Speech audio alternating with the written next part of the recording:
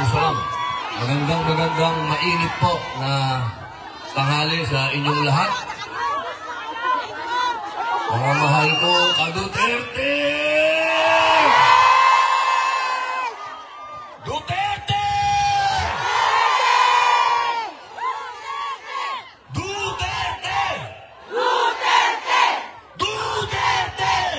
Duterte! Duterte! Duterte! Duterte! Napakasarap pong pakinggan.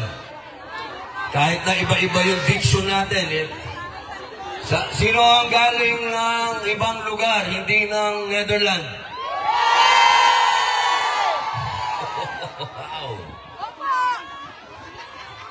Lahat po kayo bumiyahe dito. Sino ang nagbayad ng biyahe nyo? Meron bang bayad dito? Ulitin ko ha. Meron bang bayad dito? Wala! Iyan.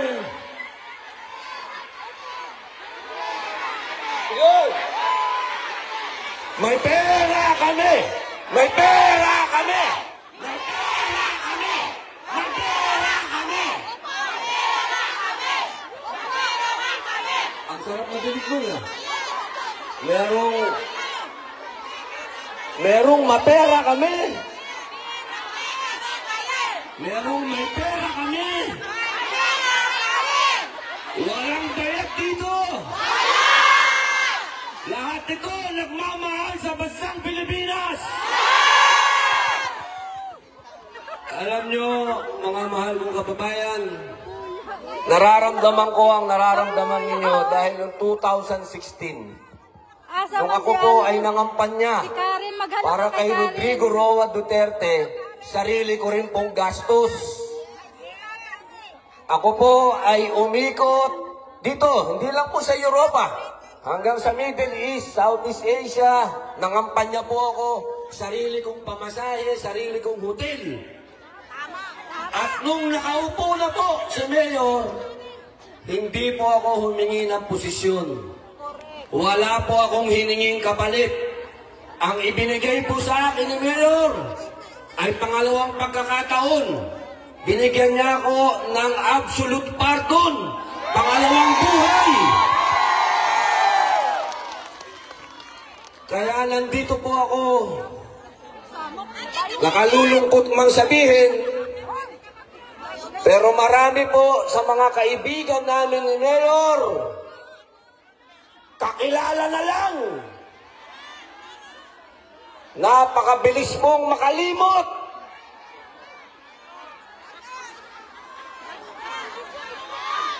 Pero kami naliligayahan sapagkat ang ganap na ito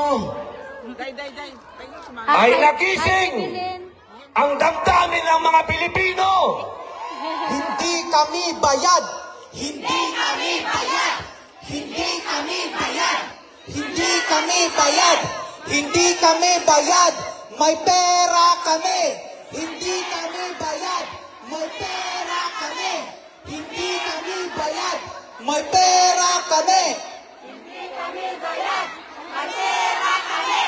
Hindi kami bayad. Bayang Pilipinas, naririnig mo ba sila? Hindi kami bayad. May pera kami. Hindi kami bayad. May pera kami. Hindi kami bayad. May pera kami. Iyan. Iyan ho ang isang bagay na wala sila. Marahil marami din silang pera. Pero walang nagmamahal sa kanila katulad ninyo. Duterte! Duterte! Duterte! Duterte! Duterte! Believe talaga ako sa mga Pilipino dito. Ang init, napaka-init ngayon.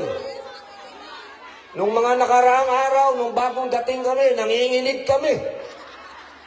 Ngayon naman, napaka-init. Yung suot ko, ang init. Eh napakainit pa ng pagmamahal nyo, kaya solve na solve. Duterte! Duterte! Duterte! Duterte! Duterte! Ngayon naman, mga kaibigan, mga kababayan, ako naman po ay makikiusap sa inyo. I love you, ma'am. Hello, ma'am. I like your green blouse. Thank you, sir. Alaikum salam. Ngayon po, na-eksakto po lahat. Na-eksakto lahat itong nangyayaring ito sa panahon po ng kampanya. Isipin po ninyo ang nangyari sa amin sa PDP. My brother Michael, welcome. Kala nyo, di ako marunong mag-English, ha? That's my brother there. Welcome, my brother. Hanggang doon lang muna tayo sa welcome. Mga kababayan, yung amin pong chairman, yung amin pong ulo, yung amin pong utak, sa ngayon ay nakakulong dito sa The Hague. Nakalulungkot po yan para sa amin sa PDP laban. Sapagkat para po kaming tinanggalan ng ulo. At alam naman po natin na sa digong, kapag ka darating at magsasalita, ang tao dumadating kahit hindi sila payag. Ayan po ang problema namin ngayon sa Pilipinas. Wala yung aming ulo. Kaya po, katulad ng iyong sinabi, lumalakas po ang loob namin sa PDP laban kapag nakikita po namin kayo. Sana po yung pakiusap. I love you, ma'am. Alam mo, ma'am, sa totoo lang, gustong-gusto kong pumis. Kaya lang, binabalatan ako, binabash ako. Pumunta daw ako sa Holland para humalik. Pambihira mga tao yan. Pangit kasi sila. Walang humihingi ng halik sa kanila, kaya kasalanan ko ba kung pangit sila, di ba, man? Yan nga, pag walang camera, I'll give you the kiss.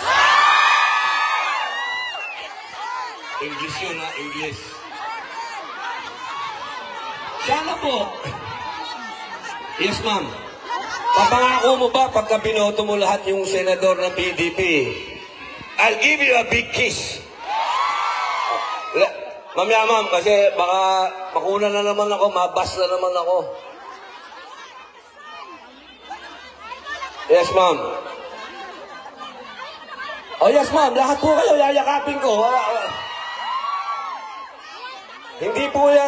Hindi po yan kahit kailan naging issue sa mga ka-Duterte.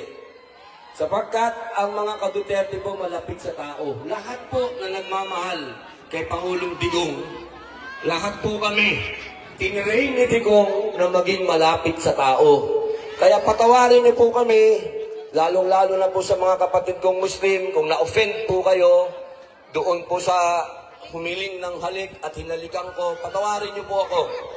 Pero wala naman pong mali sa yun, kung hindi, yung po ay, yung kababayan natin, napakatagal dito, humingi ng kiss, hindi mo ibibigay, napakadamot mo naman.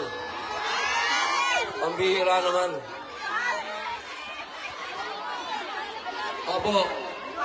Kaya mga kababayan, ibabalik ko po ito sa issue. Meron po kaming mga kandidato na ito po yung itinutulak ng ating Pangulong Rodrigo Roa Duterte. Ito pong mga senador na ito, hindi naman po ito basta-basta. Mga abogado po ang iba dito. Nandyan po si Atty. Lambino. Nandyan po si Atty. Rodriguez. Si Vic. Andyan po si Atty. Marcoleta. Andyan po si Atty. Bondo. Andyan din po si Atty. Hillo. Andyan din po si Pastor Apollo Kibuloy. Andyan po si Kuya Philip Salvador. At nandyan po yung anak-anakan ng ating Pangulong Rodrigo Roa Duterte. Nandyan po si Bongo. At nandyan din po si Bato, ang pinakamatapang na tao. Si Bato. Ha? Meron ba ako nakakalimutan?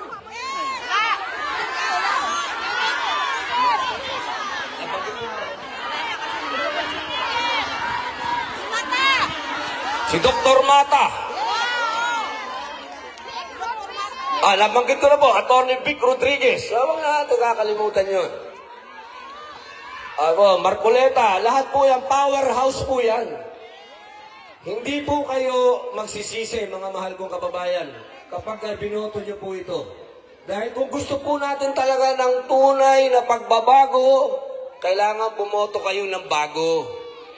Kasi hanggat bumoboto po kayo ng paulit-ulit, at umaasa kayo ng panibagong resulta, ay hindi po ganun ang mangyayari. Paulit-ulit lang. Kaya sana po, suportahan niyo po ang PDP laban dahil meron pa po tayong isang laban. At yung po, yung ibinabato nilang impeachment sa ating Vice President. Kaya kailangan po magkaroon tayo ng mga senador na tatayo. Hindi matatakot at ipaglalaban ang ating bayan. Yun po, mga mahal kong kababayan. Ngayon naman,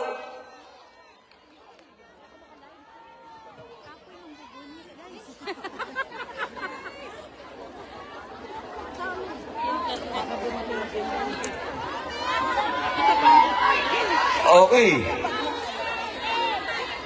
Ganda nun, ha? I am not a Filipino for nothing. Tapos na ako sa aking mensahe sa inyo. Gusto ko pong pasalamatan din po pala si Ma'am Maharlika. Ma'am Maharlika, mabuhay po. Maraming salamat po sa inyong malasakit sa inyong bayang Pilipinas. Kahit po kayo nasa Estados Unidos, ang inyong pong boses ay napakalakas. Maraming salamat po. Ngayon naman, siyempre hindi kumpleto kung hindi ako kakanta. Sayang naman. Sayang naman. Boss, ilagay mo nga dyan. Madali asan ba yung host natin? Sir, dito po ako. O nga, boss, ikaw muna dito. Mag-uusap muna kami ng DJ. Sige po. While waiting for Senator Robin, we would like to thank the following: Den Haag Police Department, Stadsbosbeheer of the Netherlands, and we would also like to thank the City Mayor of Den Haag for their full support. Mahal natin ang Pilipinas! Para po susugan ang sinabi ni Maharlika, we, the Filipino people, who deeply respect and support our former President Rodrigo Roa Duterte, we humbly appeal for his immediate release and safe return to the Philippines. President Duterte dedicated his millions of Filipino is a statement to the trust and gratitude we have for him. We respectfully ask that he be granted the opportunity to return to the Philippines.